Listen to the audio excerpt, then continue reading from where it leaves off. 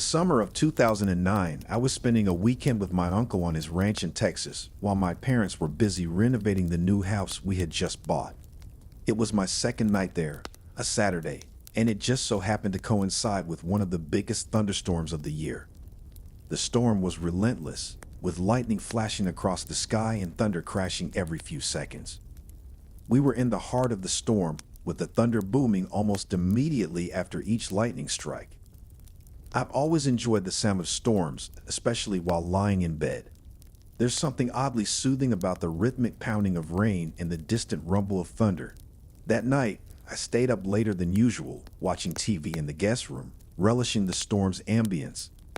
Eventually, the movie I was watching came to an end, and I decided it was time to get some sleep. I turned off the TV and lay in bed, listening to the storm outside. As I began to drift off, I heard something strange, a metallic thud that seemed to coincide with a flash of lightning. At first, I brushed it off, thinking it was just my imagination or something falling over outside. But then it happened again, a little louder this time. The metallic thud echoed through the night, cutting through the sound of the storm. I sat up in bed, my heart beginning to race. What could be making that noise? I didn't want to bother my uncle. He was a bit of a strange guy, and we weren't particularly close, so I felt awkward about waking him up in the middle of the night. Instead, I tried to convince myself that it was nothing, that maybe a piece of metal had blown loose somewhere on the property and was being tossed around by the wind. But the noise didn't stop. It continued, growing louder and more insistent until I couldn't ignore it any longer. I got out of bed and walked over to the window, hoping to get a better look at what was happening outside. The rain was coming down in sheets, making it difficult to see anything through the glass. I squinted, trying to make out any shapes or movement in the dark fields beyond the window. A flash of lightning momentarily lit up the landscape, but I couldn't see anything out of the ordinary. Then the sound came again, a metallic thud, this time so close that it seemed to be coming from just outside the window. My heart pounded in my chest as I realized the sound was coming from the left, just out of view. I knew I shouldn't do it, but curiosity got the better of me. I decided to open the window to get a better look, even though I knew my uncle wouldn't be happy about it. As I unhooked the window lock and slid the window open, a gust of wind blew rain into the room, soaking me almost instantly. I leaned out, peering to the left, just as another flash of lightning illuminated the property. What I saw made my blood run cold. There, crouched by the outside basement door, was a person dressed in all black. Their hand was raised in the air, holding what looked like a heavy object, and they were striking the basement door lock repeatedly. The sound I had been hearing was the person trying to break into the basement. I pulled my head back inside and quietly shut the window, making sure to lock it. My hands were shaking, and I could barely breathe as I backed away from the window. I didn't know if the person had seen or heard me, but I wasn't going to take any chances. I ran back to bed and threw myself under the covers, pretending to be asleep. For what felt like hours, I lay there, listening to the storm and praying that the intruder would go away. The lightning continued to flash, but the metallic thud had stopped. My heart sank as I realized this. If the noise had stopped, it meant the person might have succeeded in breaking the lock. Just as I was about to run to my uncle's room, another flash of lightning illuminated the window, and I saw a figure standing there, staring in at me. I screamed louder than I ever had in my life and bolted out of the room, running straight to my uncle's door. He came out of his room, his hunting rifle in hand, and stormed outside into the rain, yelling like a madman. He circled the entire property, but by the time he returned, the intruder was long gone. The next morning, we examined the basement door and saw that the lock had been almost completely bashed open. My uncle said that a few more hits would have done it. He was proud of me for noticing the noise and acting on it, but I was just grateful that I had been awake to stop whatever that person had planned.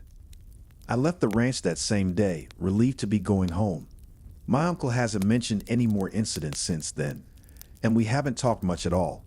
But I'll never forget that night, and I'll always be thankful that I stayed up a little later to watch that movie, because I might have just prevented something far worse from happening.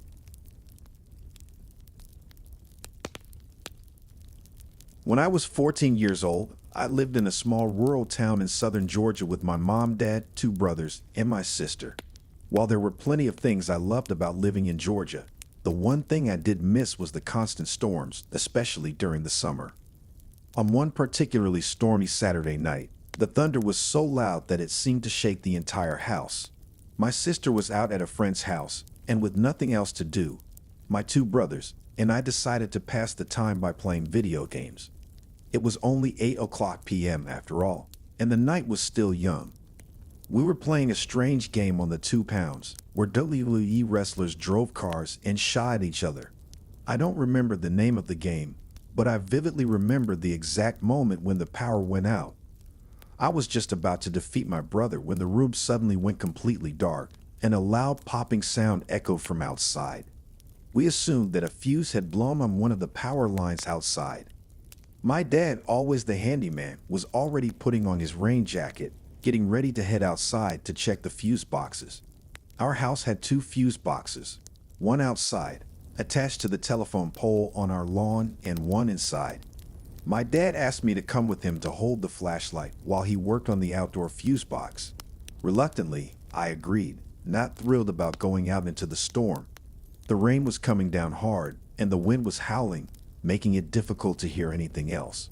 I held the flashlight steady as my dad opened the fuse box and began flicking the switches, hoping to reset something and restore the power. He tried every switch, but nothing seemed to work.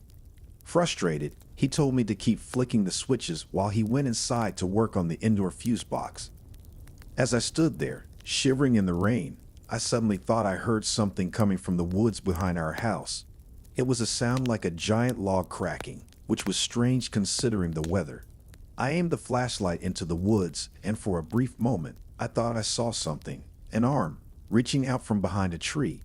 But as soon as the light hit it, the arm disappeared behind the tree. A surge of fear shot through me, and without thinking, I slammed the fuse box shut and sprinted back to the house.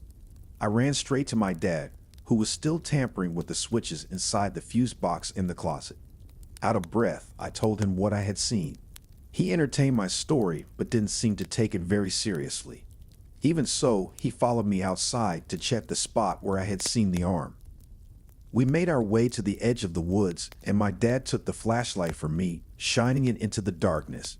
He began walking into the woods, leaving me standing on the back patio, completely enveloped in darkness. The rain was pouring down, making it hard to hear anything over the sound of the water hitting the leaves. Before long, my dad had ventured so deep into the woods that I could no longer see the beam of the flashlight. Panic began to set in as I inched closer to the woods, repeatedly calling out for my dad. But instead of his voice, I heard footsteps, not too far away. My heart pounded in my chest as I called out for him again, and this time I heard him answer. But something was wrong. His voice was coming from a completely different direction than the footsteps. Terrified, I ran in the direction of my dad's voice and eventually found him walking back toward the house. I was so relieved that I almost collapsed. I barely managed to tell him about the footsteps I had heard coming from the other direction. My dad's expression grew serious, and he told me to go back inside while he continued to look around. I hurried inside and locked the door behind me. My brothers, my mom, and I all gathered by the back door, anxiously waiting for my dad to return. After what felt like an eternity, we heard someone at the front door, trying to open it.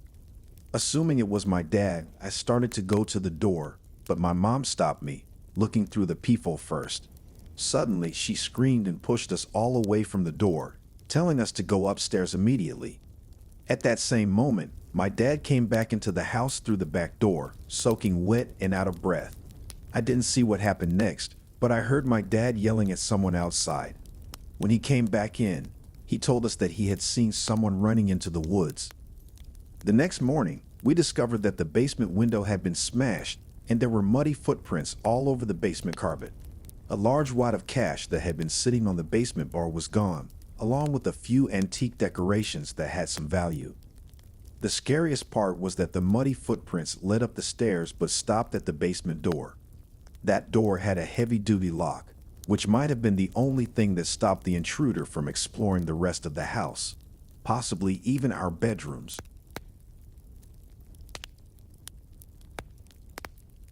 It's been a rough couple of nights here in the Midwest.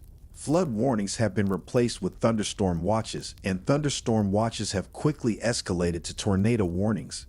Even the blaring of sirens has become a common occurrence, adding an unsettling touch to the already surreal nightly experience. I used to enjoy a good thunderstorm. There was something comforting about curling up on the couch with a blanket and watching the lightning light up the sky. But tonight, everything changed. The forecast had predicted a late-night thunderstorm, so I wasn't surprised when I started seeing flashes outside around midnight. However, I was caught off guard by the intensity of the flashes. They seemed unnaturally bright. And as I quickly finished up an episode of Orange is the New Black, I realized why they felt so off. There was no sound, no accompanying thunder to follow the lightning, which made the whole thing feel eerie. Curiosity got the better of me, so I decided to check the sky from the kitchen window. The large glass panels in the kitchen provided a wide-angle view of the outside, perfect for watching storms. To keep my eyes adjusted to the darkness, I avoided turning on any lights and carefully made my way through the house, relying on memory to navigate. When I reached the kitchen, I was greeted by an unsettling sight. The darkness outside was so complete that it felt like the walls of the house had disappeared, leaving me exposed to the night. The safety I usually felt within my home was slowly slipping away, replaced by a growing sense of unease. As I looked up at the sky, I noticed something strange. There were no clouds, no sign of a thunderstorm at all. The sky was clear, with stars twinkling back at me. Confusion turned to fear as the next flash of light came, not from the sky, but from right outside the window. There, standing just 5 feet away, was a figure, illuminated for a split second by the flash. My heart leaped into my throat as I realized that someone was outside, staring back at me. The only thing separating us was a thin pane of glass. I stumbled backward, my mind racing. Who was this person? Why were they standing outside my window in the middle of the night? And what were those flashes of light if not lightning? I quickly backed away from the window, trying to keep my breathing steady. The fear that gripped me was unlike anything I had ever felt before. Every instinct in my body screamed for me to get away, to put as much distance as possible between myself and whoever, or whatever, was outside. But I couldn't move.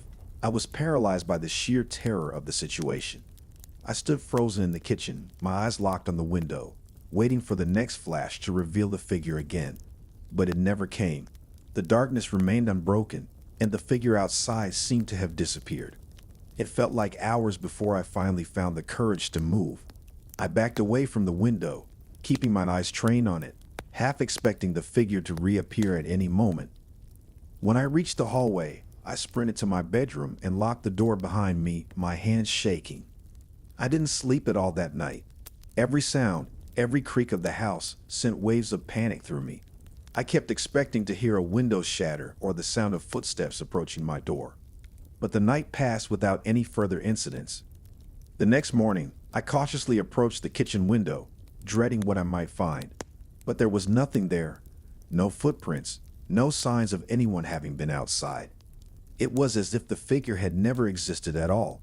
But I knew what I had seen, and I knew that the flashes of light hadn't been a part of any storm. If you've made it this far, you're 100% a horror fanatic, and we approve. If you love our campfire-themed horror storytelling experience, hit that subscribe button so you don't miss out on our daily uploads.